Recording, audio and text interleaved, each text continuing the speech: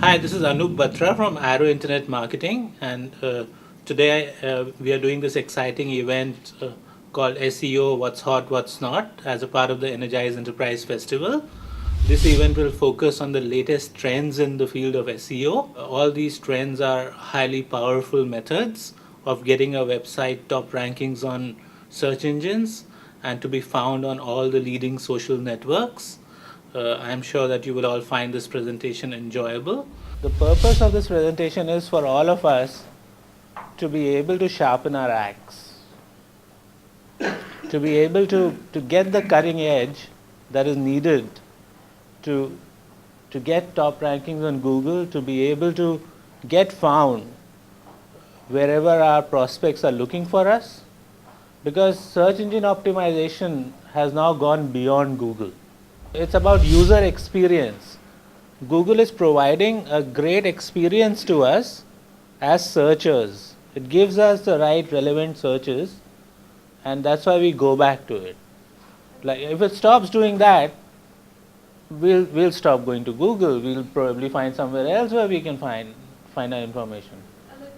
Most people think content is lots of text, but the way search is evolving, it is moving away from just text-based searches, because the whole experience of internet usage, the broadband speeds are becoming faster, images, video, flash, everything can download quickly.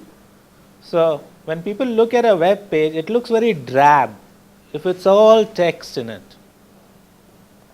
So if it has got a variety of images, video, and flash, the total user interface has been programmed to kind of give a pleasant experience, then the site is more successful. So the next thing that is very important in search for anyone who is now planning to either create a website or to get more traffic to their website is to harness the long tail. Different people are on different stages of the buying cycle. So, and you don't really want someone who is just looking around to be coming to your website as much as you want the people who take action to be coming to your website. So the whole buying cycle, it starts with awareness, then it goes on to interest, then it goes on to finally action. So how do we, at what stage of the buying cycle is the person coming onto the website? If all the time people are coming to my website, I'm just creating awareness, then I need to have the budget of the government, or a bank needs to be financing me to be running my business, because all the aware and curious people will come to my website, get educated, and go away, and I won't be getting any business. If I want to get business, I need to get people to my website who come and take action, who have the desire, who have the interest, desire, or action to do something on my website. And how do we determine that? We determine that by what they type on Google. So if someone types buy